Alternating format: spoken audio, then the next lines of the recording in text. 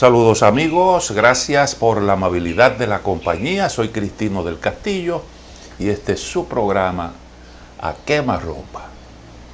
Ocurrió algo recientemente a lo que nosotros le damos mucha importancia y que probablemente refleja los cambios que se van produciendo en el mundo. Me estoy refiriendo a la reciente votación de una resolución en el seno de la Asamblea General de las Naciones Unidas. Un grupo de países árabes sometió a la votación una resolución exigiendo un alto el fuego en Gaza. Y entonces ahí se produjo una votación interesante, que yo creo que de alguna forma constituye un golpe duro desde el punto de vista moral y político a la posición de Estados Unidos, que fue el que lideró la oposición a esa resolución, naturalmente con el apoyo de la parte más interesada, que es Israel.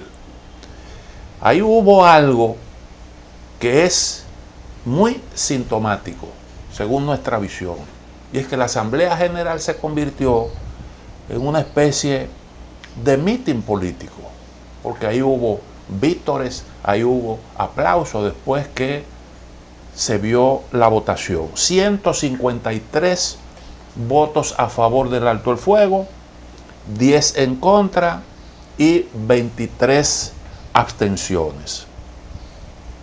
Se produce esta votación, se aprueba esta resolución apenas unos cuantos días después de que Estados Unidos vetara la aprobación de una resolución similar en el Consejo de Seguridad de Naciones Unidas, el organismo responsable del mantenimiento de la paz y la seguridad mundiales.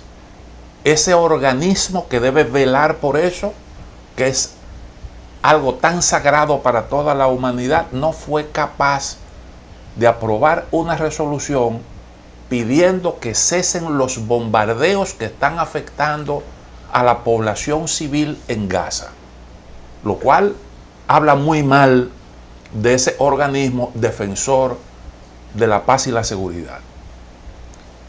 ¿Cuál fue el resultado de esa votación en el Consejo de Seguridad? Bueno, de 15 miembros que tiene, 9, la mayoría aplastante, votó a favor, con la abstención del Reino Unido de Gran Bretaña y la oposición de Estados Unidos. Los demás dieron su visto bueno, incluyendo países que son aliados de Estados Unidos desde hace mucho tiempo, como es el caso de Japón, que está entre los miembros no permanentes. Y eso es un síntoma claro de cómo es que están las cosas en el mundo y cómo es que se percibe en la comunidad internacional eso que está ocurriendo en Gaza.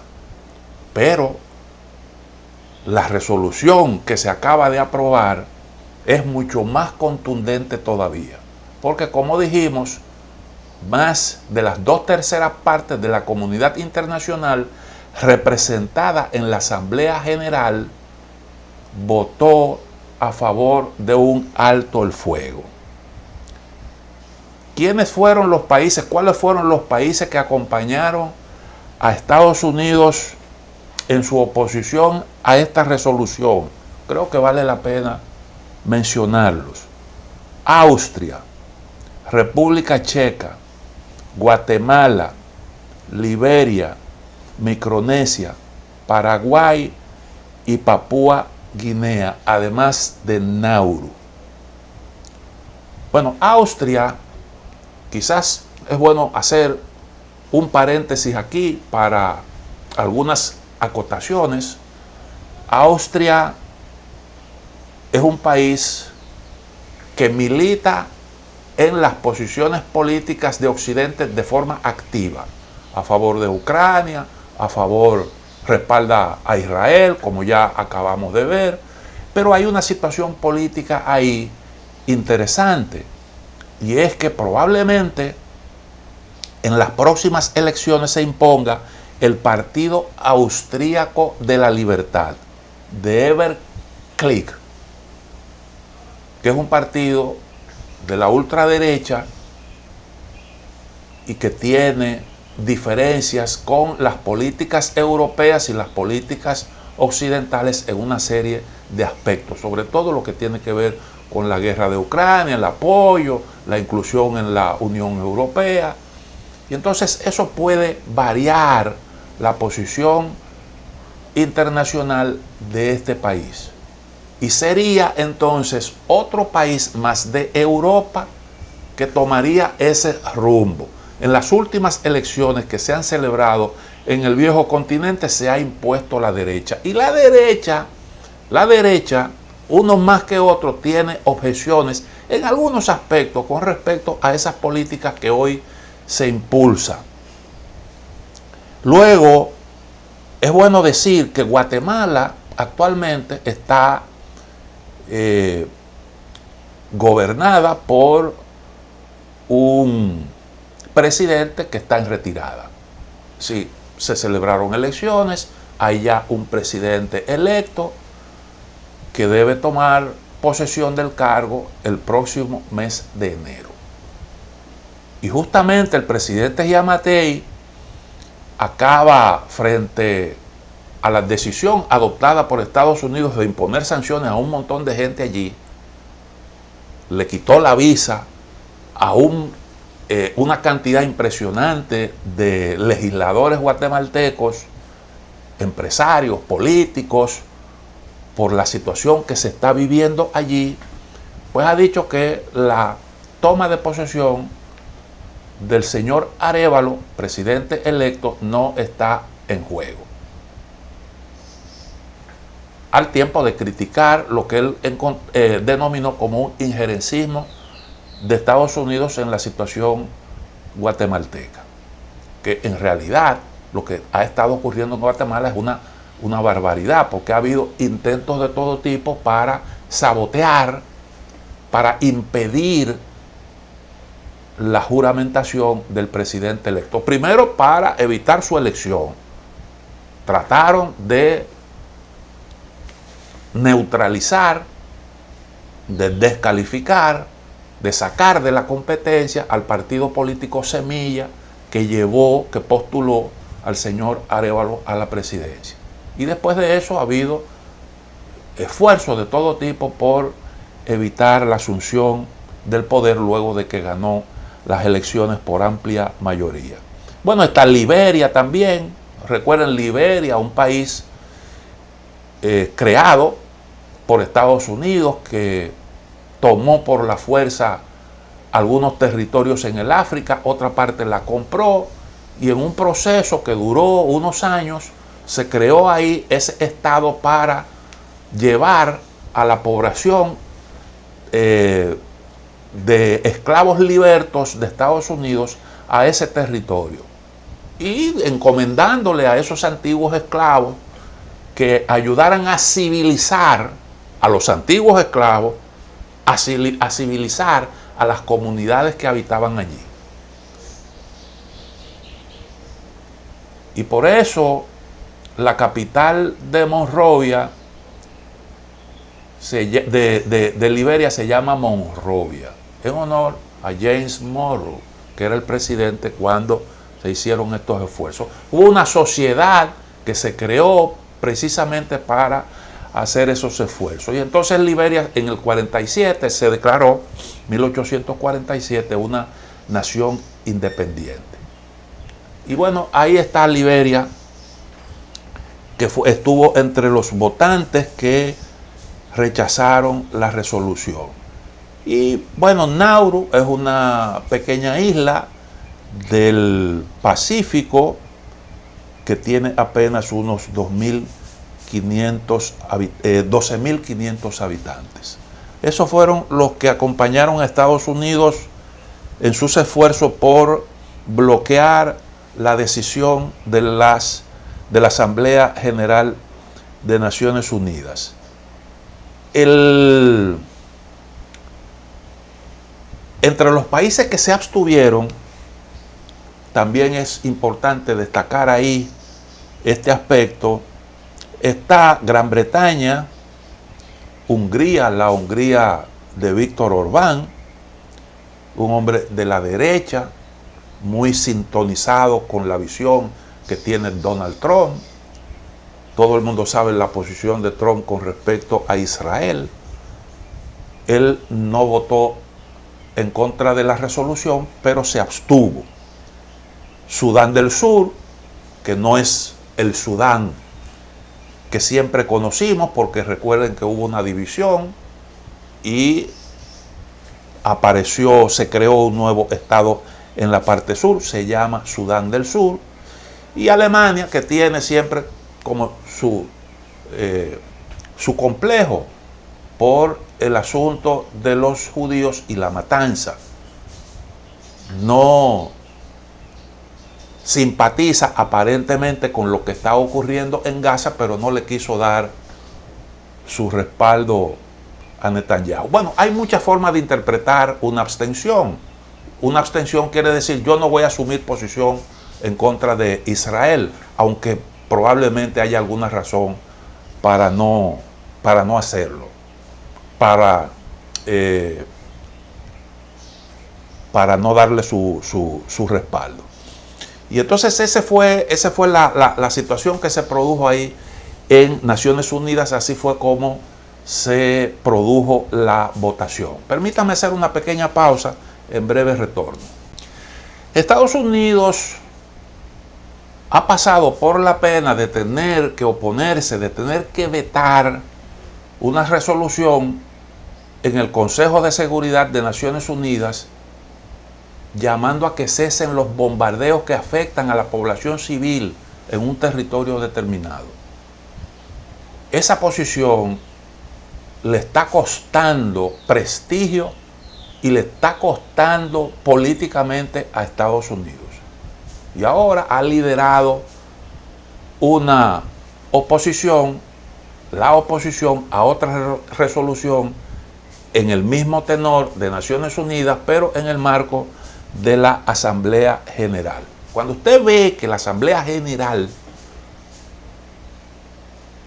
la mayoría aplastante de los países representados allí, votan a favor de una resolución y hay una algarabía tal por el logro, por lo que se entendió que era un logro diplomático y político, es porque realmente se percibe la situación en Gaza como algo sumamente complicado, muy difícil, algo urgente. Y entonces es muy lamentable ver a un Estados Unidos en una situación así como esa. Pero Estados Unidos no solo ha hecho eso, sino que además de eso, la administración Biden, pasándole incluso por encima al Congreso, ha autorizado la venta de armas a Israel. Y eso, claro que está teniendo un costo para la administración Biden. Entonces, es curioso, pero con respecto a Ucrania, a Israel y la guerra en Gaza, ocurre lo contrario a lo que se produjo cuando el señor Vladimir Putin anunció su denominada Operación Militar Especial. Cuando Rusia invadió Ucrania, la condena fue amplia y se produjo en el seno de la Asamblea General una condena.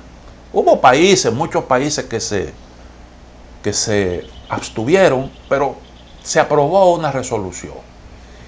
Y no cabe duda de que la comunidad internacional, su reacción en esencia fue de rechazo a eso. Pero con el paso del tiempo las cosas han ido cambiando. Las cosas han ido cambiando. Y con respecto a lo de Rusia en Ucrania, el secretario general de Naciones Unidas no se vio precisado a invocar el artículo 99 para reunir de emergencia al Consejo de Seguridad y discutir una resolución como esta que se discutió a propósito de lo que hace Israel en Gaza. Probablemente porque Rusia es miembro del Consejo de Seguridad y de antemano se sabía que eso no iba a ocurrir, que una resolución de ese tipo no iba a pasar. Y allí, bueno, pues estaban los actores fundamentales representados en el Consejo de Seguridad. Con el paso del tiempo, decía, las cosas han estado cambiando y quien está perdiendo apoyo es Ucrania y quien está ganando más reconocimiento es Rusia. Fíjense, por ejemplo, lo que ocurrió en Oriente Medio, en donde Emiratos Árabes Unidos y Arabia Saudita recibieron por todo lo alto a Vladimir Putin. Hay que ver las imágenes, las gráficas, los videos de ese recibimiento por todo lo alto.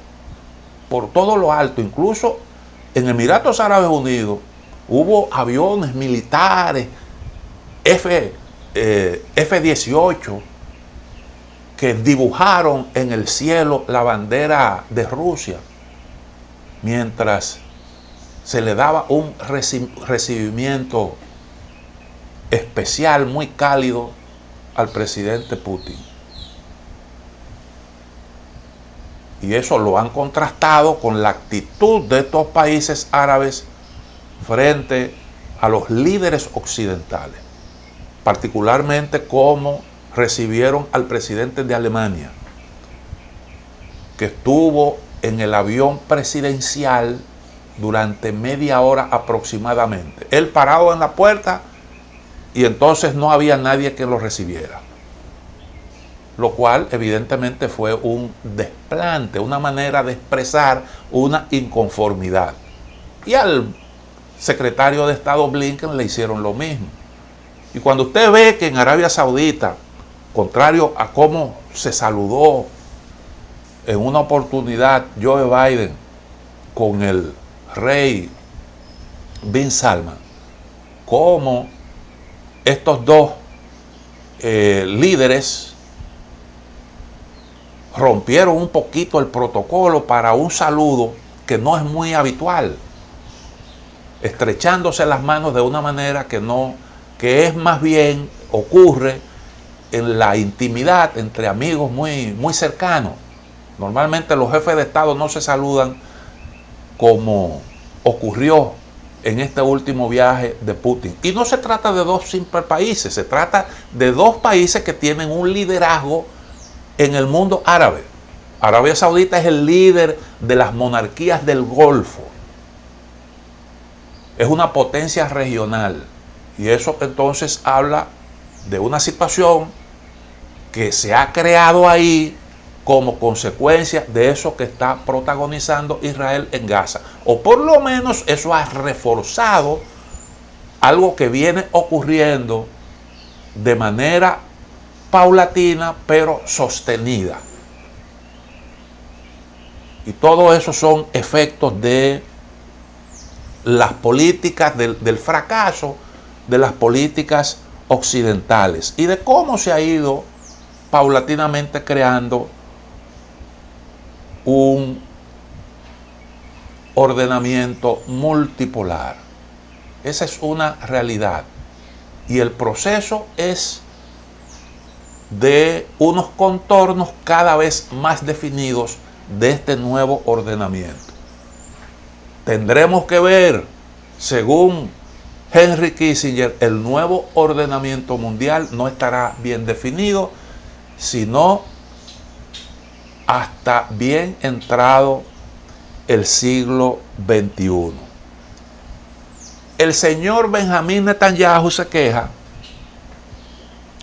de que el secretario general de Naciones Unidas convocara el Consejo de Seguridad invocando el artículo 99 y que no lo haya hecho para condenar a Putin. Lo cierto es que cuando se ve lo que está ocurriendo hoy en día ahí en Oriente Medio, mucha gente razona diciendo, bueno, pero ven acá, a Putin lo han acusado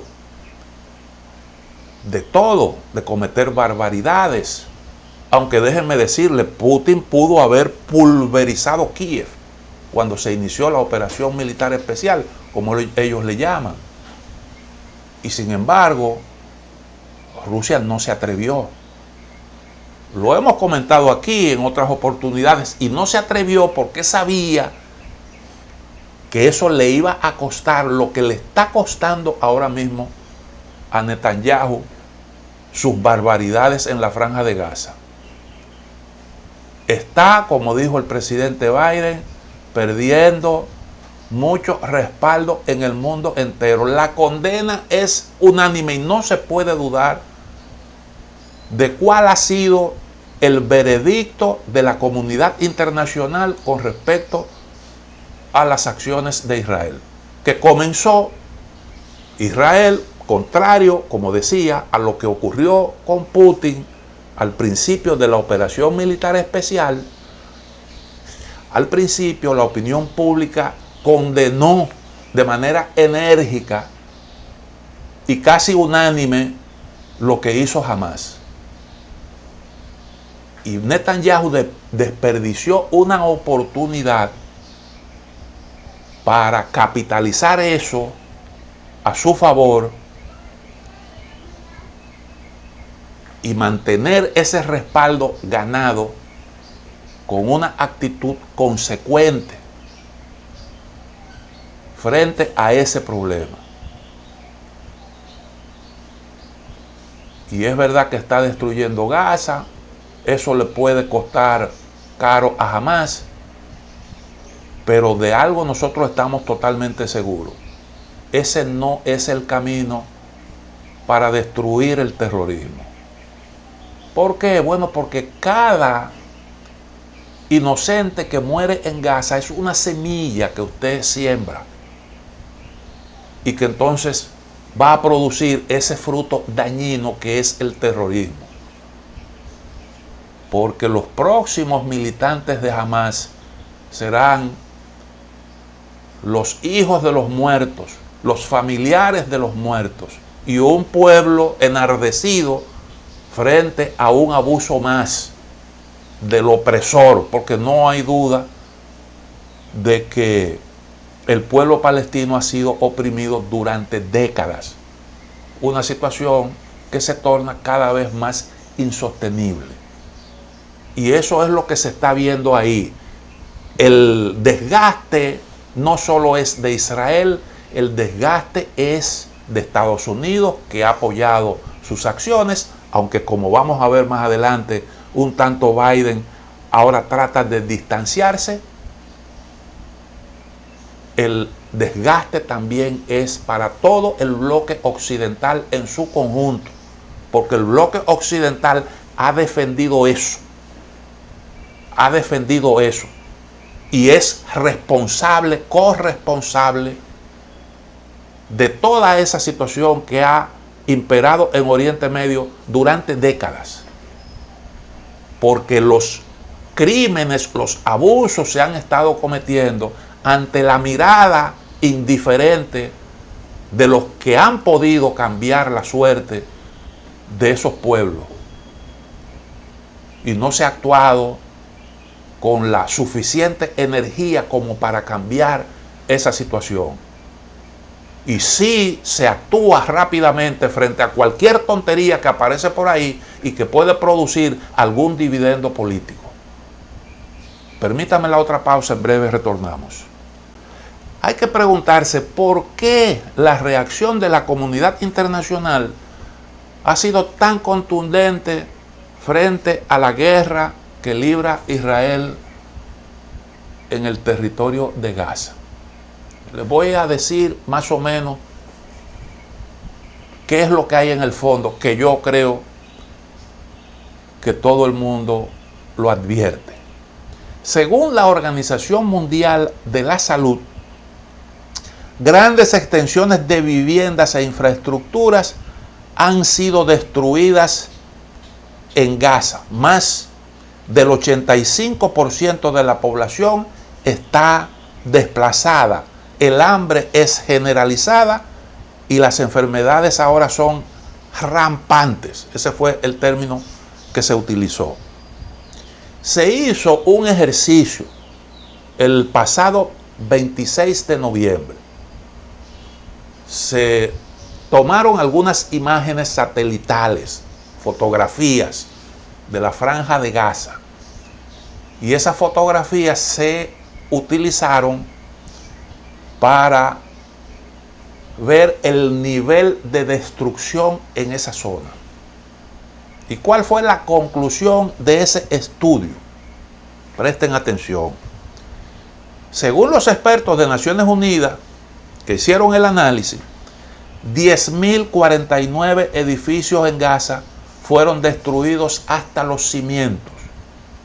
Eso quiere decir totalmente destruidos. 10.049. 8.243 edificios sufrieron daños importantes. No fueron totalmente derribados, pero sí fueron afectados por las bombas.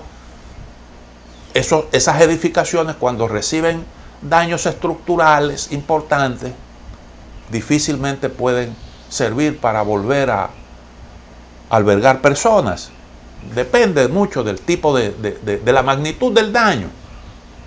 Pero estamos hablando de una cantidad impresionante. 8.243 edificios sufrieron daños importantes y más de 9.000 edificios sufrieron daños moderados. 37.379 resultaron dañados, el 18% del número total de edificios de la Franja de Gaza. Y contando, ya han pasado unos cuantos días. Esto fue, reitero, en el mes de a finales 26 de noviembre. Los bombardeos han continuado y la situación hoy es lógicamente más grave. Ya el número de muertos se va acercando a los 16.000. 16.000 muertos. La mayoría gente inocente, gente de la población civil. Los organismos humanitarios se quejan de que Israel estuvo exhortando a la población para que abandonara la parte norte de Gaza y buscara refugio en la parte sur. Y después resulta que Israel pasó, después que bombardeó y acabó en la parte norte, pasó a bombardear también la parte sur, como comentamos aquí en un programa anterior. Y entonces las organizaciones humanitarias lo que te dicen a ti es ¿qué es lo que se está persiguiendo? ¿Qué es lo que se está persiguiendo si le dices a la población civil busca refugio en tal lugar y luego bombardeas ese lugar?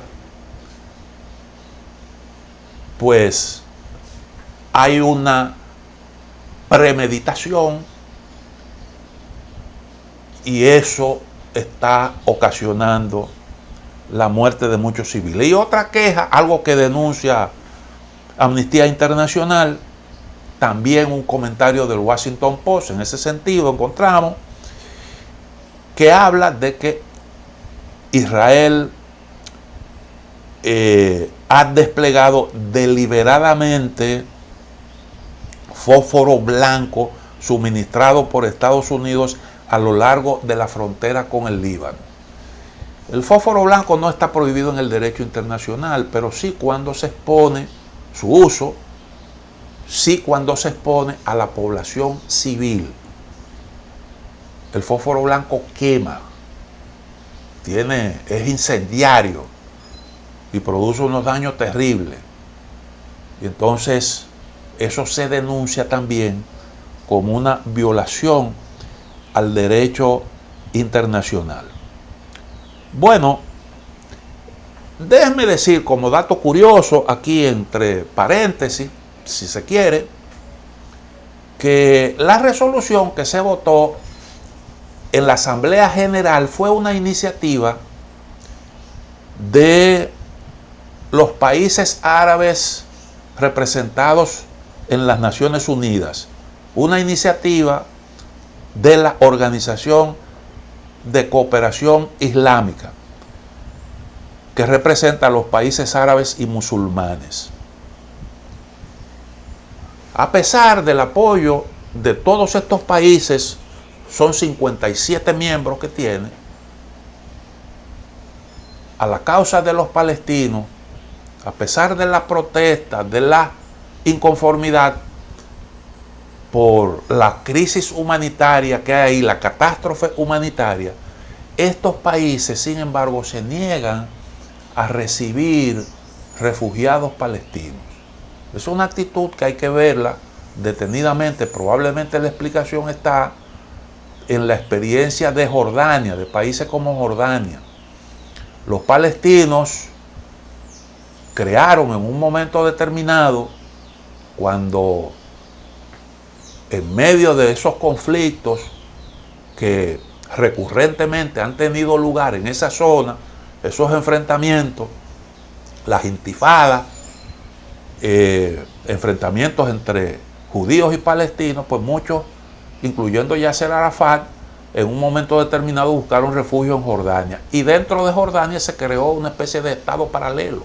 Y desde el territorio de Jordania entonces se realizaban ataques contra Israel.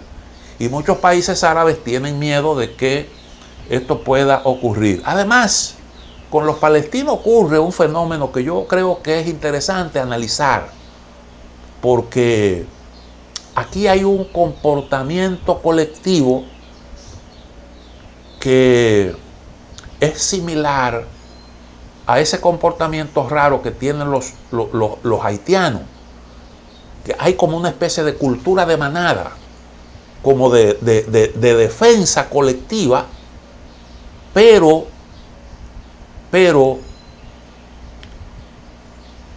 motivada como por una especie de sentimiento como consecuencia de un estado de exclusión y de opresión en el que se ha vivido permanentemente.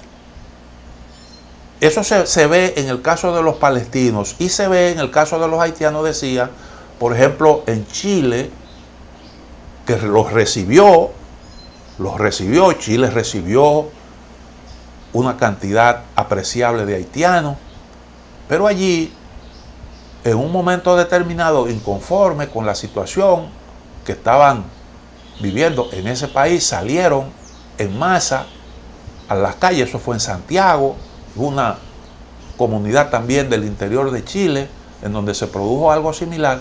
Salieron a protestar de forma violenta, pero con una violencia fuera de serie, arrasando todo lo que encontraban a su paso.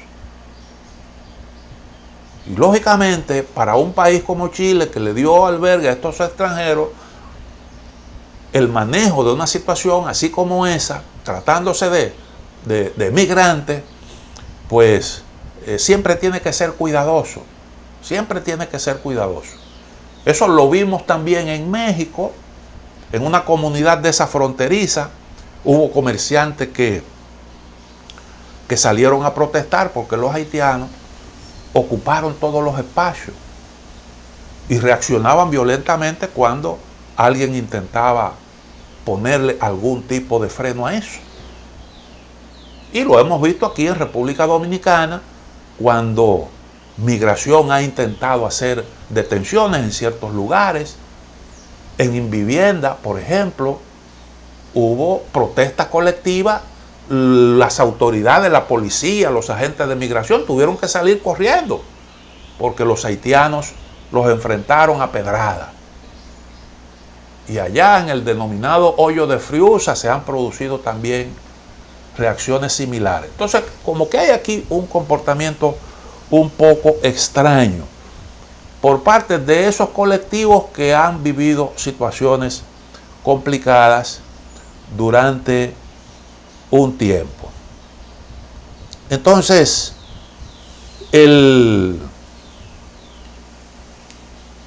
la propuesta de discusión en la Asamblea General de la ONU, la propuesta, el proyecto de resolución, produjo ese comportamiento típico de estos diplomáticos astutos. Creo que eso puede ser de interés, porque muchas veces no conocemos, sabemos las resoluciones que se votan, pero no conocemos los detalles, las discusiones, cómo discurren y cómo se manejan los representantes allí, estos veteranos de la diplomacia. Pues Estados Unidos, como una forma de bloquear la resolución, dijo, bueno, hagamos una cosa, incluyamos en esta resolución un par de párrafos en donde condenemos a Hamas como una organización terrorista. Estados Unidos, sabiendo que iba a haber oposición, porque algunos países decían, pero nosotros no podemos condenar a Hamas como terrorista si no incluimos algo que diga más o menos lo propio con respecto, algo similar con respecto a Netanyahu, y condenemos a Israel por estas prácticas que rayan en el terrorismo y que son una especie de genocidio que se está cometiendo ahí.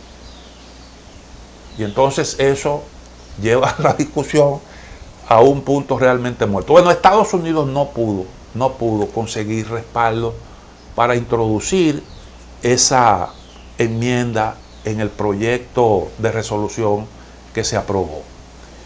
Hagamos una pequeña pausa, en breve volvemos. La posición del presidente Biden sobre este tema me recuerda a la canción Ni contigo ni sin ti. Yo creo que Biden se identifica con Israel, entiende que Israel es un aliado tradicional de Estados Unidos, un aliado importante en Oriente Medio, quiere darle el respaldo frente a la lucha contra Hamas, pero está chocando con un problema serio, y es que lo que está haciendo Israel ahí es cada vez más indefendible, y manejar esto en la coyuntura que está viviendo actualmente Estados Unidos ha sido muy complicado para el presidente Biden, muy complicado, porque recuerden, en primer lugar, recuerden que los demócratas en este tema están divididos. Hace mucho que están divididos, pero esto aflora ahora de una manera muy clara por la realidad cruda que se está viendo allí. Hay un ala liberal, progresista, llamémosle así, dentro del Partido Demócrata. Ahí está un ejemplo, y pudiéramos poner mucho, es el señor Bernie Sanders, que está reclamando que Estados Unidos pare esa matanza. Y no solo que pare la matanza, sino que ayude a resolver el problema en sus raíces. Y la sociedad estadounidense tiene, el lobby israelí tiene una comunidad judía muy poderosa, y entonces Biden aparece dándole un respaldo a Netanyahu y aparece haciéndole unas críticas, y han entrado en unas discusiones, y como consecuencia de eso lo que estamos viendo es curioso, pero Biden está perdiendo respaldo de los de ascendencia árabe en Estados Unidos, y hay algunos estados donde estas comunidades son importantes, como por ejemplo en Michigan. Hay en el Congreso de Estados Unidos entre los representantes demócratas hay muchos que se identifican con la solución 2 estados y que quieren que la suerte de los palestinos cambie. Y ahí, bueno, está perdiendo también apoyo entre los judíos, porque los judíos entienden, muchos entienden que ha sido muy limitado el respaldo, sobre todo sabiendo usted cómo que piensan, cómo es que razonan cuando se trata de este problema, cómo es que razonan los judíos, la generalidad, porque judíos, la comunidad de judíos es un tanto heterogénea, pero bueno, la generalidad le ha reclamado a Biden un respaldo incondicional, que es la posición que ha exhibido Benjamín Netanyahu, en un momento que se entiende que ellos definen como crucial para Israel. Dijo Biden que Netanyahu es el líder del gobierno más conservador en la historia de Israel. Eso es mucho decir, el más conservador. Y miren que en Israel hay conservadores, ultra conservadores. Y él es el más conservador. Y yo creo que tiene razón. Nunca se había visto una coalición integrada por tantos grupos ultra como esa que armó Netanyahu para volver al gobierno. Y lo que estamos viendo es una consecuencia justamente de eso. Y ya hemos visto el intento de producir una reforma judicial en Israel, cambiando, quitándole poderes a la Suprema Corte de Justicia para dárselo al Congreso, para dominar los órganos judiciales israelíes. Y para fortalecer, además de eso, la política de los asentamientos judíos en los territorios palestinos. Entonces, eso dice Biden acerca de Netanyahu. Y dice que ese gobierno no quiere nada. Ese gobierno no entra en ningún tipo, no está en disposición de hacer ningún tipo de concesión. No quiere nada, así lo dijo Biden. Una reseña de esas declaraciones la leí en el New York Times. Interesante crónica que yo exhorto a que ustedes la vean. Y dice que no se acerca ni siquiera remotamente a la solución de 2 estados para la larga disputa del país con los palestinos. Dice que el presidente, que Israel contaba con el apoyo de Europa y gran parte del mundo, así como de Estados Unidos, pero añadió que están empezando a perder ese apoyo por los bombardeos. Esas son palabras que se citan en ese trabajo del New York Times, entre comillas, por los bombardeos indiscriminados que se producen. Es decir, Estados Unidos está consciente de que Israel está matando gente inocente por pila. Y entonces, si eso es así, ¿por qué te opones a un alto el fuego? Eso es una contradicción del presidente Biden. ¿Por qué te opones a una resolución que puede salvarle la vida a un montón de gente en el Consejo de Seguridad y en la Asamblea General? Bueno, por unos asuntos te argumentan que un alto el fuego solo beneficia a Hamás. Eso es lo que nos están diciendo. Pero aquí aparece ya una posición diferente. Y entonces por eso yo digo, ni contigo ni sin ti. O sea, quiero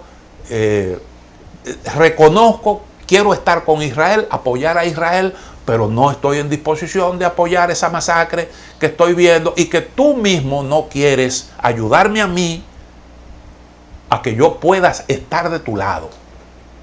Porque para mí tiene un altísimo costo defender lo que tú estás haciendo. Ese es el punto. Ese es el punto. Entonces yo me pregunto, ¿qué es lo que significa bombardeos indiscriminados? ¿Qué es lo que eso significa? Bueno, dice una información del New York Times, la que cité.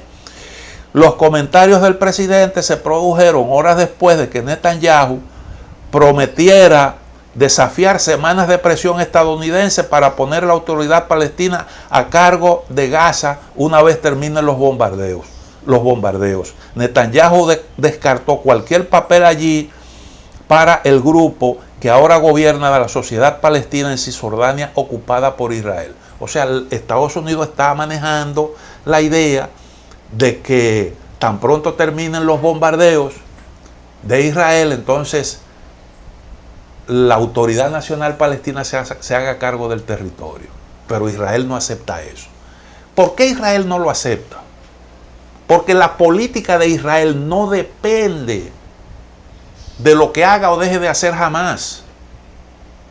Israel mata más cuando Hamás comete alguna de sus tropelías, pero produce asentamientos judíos en Gaza y Cisjordania, en Cisjordania, que es administrado por la Autoridad Nacional Palestina. Quiere decir que la posición de Israel es en contra de los palestinos y negando los derechos de los palestinos, independientemente de si se trata de la Autoridad Nacional Palestina o de Hamás. Y por eso esta posición. Israel sigue haciendo asentamiento en el territorio de Gaza, de Cisjordania. Sigue haciendo asentamiento. Y esa es una manera de desconocer los derechos de los palestinos. El señor Netanyahu dijo lo siguiente, y esto a mí me parece interesante. Después del gran sacrificio de nuestros civiles y nuestros soldados, no permitiré la entrada a Gaza de quienes educan para el terrorismo, apoyan el terrorismo y financian el terrorismo. Es decir, la intención es expulsar a los que él entiende que apoyan el terrorismo. Y eso no son solo Hamás, dicen a los que educan, a los que apoyan. Y ahí están los que votan a favor de Hamás, porque recuerden ustedes que Hamás ganó unas elecciones. Como dijo un representante de Jordania, la idea que manejan los israelíes es vaciar Gaza. Vaciar Gaza. Y eso tiene un nombre. Eso tiene un nombre. Busquen la definición de genocidio. Busquen la definición de genocidio. En donde la intención es un elemento constitutivo fundamental. Y aquí lo que está haciendo Netanyahu es confesando esa intención. Y él lo dice con más claridad de la manera siguiente. Dice él que Gaza no será ni Hamastán ni Fatastán. ¿Qué es lo que él está diciendo? No, el problema no es Hamás solo. El problema también es Fatah. Y Fatah es una de las organizaciones fundamentales que integran la Autoridad Nacional Palestina. Y la Autoridad Nacional Palestina no tiene la misma actitud con respecto a Israel que Hamás. No habrá un Fatastán. Fatah es el partido de Yasser Arafat, que era la organización fundamental de la Organización para la Liberación de Palestina, y que ganó las elecciones y constituyó la Autoridad Nacional Palestina. A eso es que él se está refiriendo. Entonces, me recuerda esto algo que dijo Mahmoud Abbas, el presidente de la Autoridad Nacional Palestina, que hay que tomar en consideración porque esa fórmula parece inviable. Que la Autoridad Nacional Palestina se haga cargo de Gaza. Mahmoud Abbas dijo que la Autoridad Nacional Palestina no entraría a Gaza llevada por las botas militares de Israel. Y tiene razón. Y tiene razón. Porque allí ejercería la autoridad condicionada por los militares israelíes. Y todo dependería de la voluntad de Israel. Y aparecería entonces la Autoridad Nacional Palestina como dándole una especie de espaldarazo a todas esas barbaridades que está cometiendo Israel. Y proyectando la idea de que ha sido parte de la solución que está imponiendo Israel. Eso se lo dijo Mahmoud Abbas a Shlomo Ben Ami, ex ministro de Exteriores de Israel en una conversación privada. Lo contó en un artículo interesante que leí hace algún tiempo y que comenté en un programa anterior. Entonces todo esto, el manejo de esa situación, está teniendo un alto costo político para Biden, como dije, que está perdiendo respaldo en la sociedad estadounidense. Y esto le está haciendo daño a la imagen de Estados Unidos a nivel mundial. Que yo lo advertí que iba a ocurrir. Cuando vi que Israel se preparaba para atacar Gaza, yo dije, Israel va a producir una matazón ante las cámaras de televisión y eso va a tener un gran impacto, una gran repercusión a nivel mundial y le va a quitar respaldo a Occidente en un momento en el que lo está perdiendo paulatinamente en el marco de otra guerra, que es la guerra en Ucrania. Porque a Occidente no le está yendo bien tampoco en ese otro escenario. Tampoco le está yendo bien en ese otro escenario. Igualmente están perdiendo la batalla mediática y están perdiendo también en el terreno militar. Cerca del 61%, según una encuesta que vi hace un par de días, de los estadounidenses entienden que Joe Biden no ha manejado correctamente el asunto de Oriente Medio. Y eso está agravando el posicionamiento de Biden de cara a las elecciones. Y está preocupando mucho en el campo de los demócratas. Ahora oigan lo que dijo Netanyahu. Le sacó los trapos sucios a Estados Unidos, haciendo referencia a hechos de la historia. Oigan lo que dijo, según el periódico el New York Times, lo que dijo Netanyahu. En conversación privada, Netanyahu dijo que Estados Unidos había bombardeado en alfombra a Alemania y lanzado la bomba atómica sobre Japón. Eso como para justificar lo que él está haciendo en Gaza. ¿Qué significa eso de bombardeo en alfombra? Ese es un término militar que se utiliza para describir esa estrategia de producir ataques masivos con artillería en un vasto territorio para debilitar al enemigo y para, además de eso, bajar su moral, bajar la combatividad de sus fuerzas militares y producir un efecto en el campo de batalla. Eso implica daños a la población civil, porque usted ataca objetivos que no son ni siquiera militares, en el marco de una estrategia como esa. Es lo que le está diciendo. Bombardeó Alemania, hizo bombardeos en alfombra a Alemania y lanzó la bomba en Japón, que mató a decenas de miles de seres humanos, cuando ya desde el punto de vista militar eso no era necesario. Era necesario desde el punto de vista político.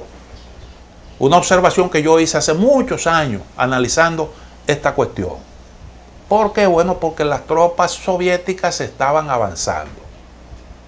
Estaban avanzando. Y una manera de detenerla era decirle, mira lo que yo tengo aquí, por si acaso. ¿Cómo le respondió Biden? Él dijo lo siguiente.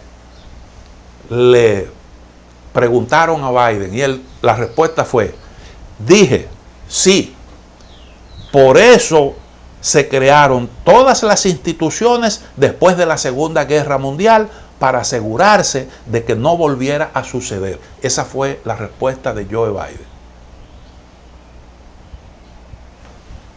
O sea, tú me estás diciendo, hiciste esa matazón para crear la estructura institucional después de la Segunda Guerra Mundial, pero ahora resulta que tú mismo desconoces eso. Desconoces eso. Se parece mucho a la respuesta de Putin. porque Putin le saca en cara: tú me estás diciendo a mí que Ucrania y que yo estoy haciendo esto, pero tú hiciste en Irak, atacaste sin la anuencia del Consejo de Seguridad, armaste yihadistas en Siria para tumbar a un gobierno que no te gustaba. En Kosovo le quitaste un pedazo, después que hiciste, cometiste muchísimas barbaridades, arrasaste ciudades enteras, le quitaste un pedazo a Serbia de su territorio y creaste ahí una organización, un Estado independiente. ¿Qué moral tienes tú para criticar a mí, para criticar lo que yo estoy haciendo en Crimea y lo que estoy haciendo ahora mismo en Ucrania, donde yo estoy denunciando situaciones que afectan mi seguridad? Esa ha sido la respuesta de Putin. Y es la respuesta que nosotros vemos ahora que está haciendo, que le está dando Biden a esa afirmación de Netanyahu. Una discusión interesante. Bueno, no tenemos tiempo para más, lamentablemente. Mañana, si Dios quiere, estaremos nuevamente con ustedes.